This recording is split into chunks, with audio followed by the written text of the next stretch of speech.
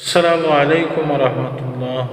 সম্মানিত প্রিয় বন্ধুগণ, এই আমার দেশের এতগুলা মানুষ, এতগুলা ছাত্রছাত্রীরা জীবন দিয়ে, জান দিয়ে, রক্ত দিয়ে এই বেবিচারী সরকার শেখ হাসিনাকে পতন করেছে।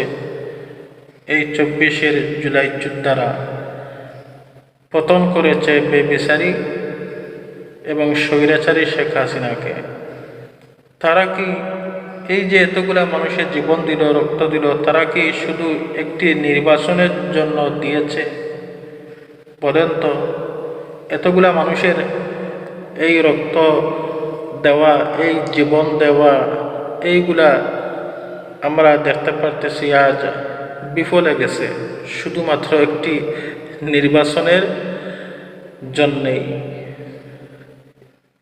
তাহলে বলেন তো, দেশের জনগণের কী লাভ হলো?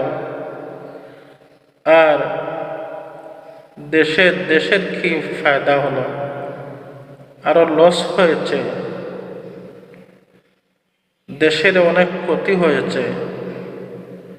শুধু লাভ প্রধানমন্ত্রীর হয়েছে, আর কিচ্ছু না।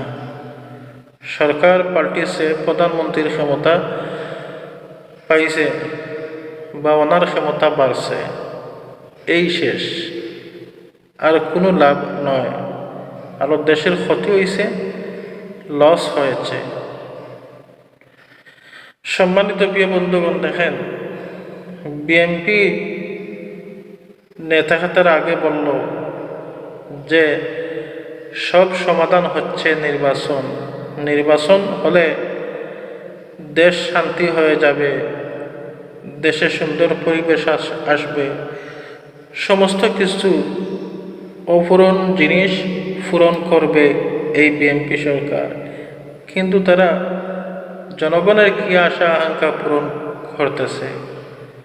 এটাই পূরণ করতেছে যে আগে চাঁদা 100 টাকা, এখন 300 টাকা, এই, আর কিচ্ছু নয়।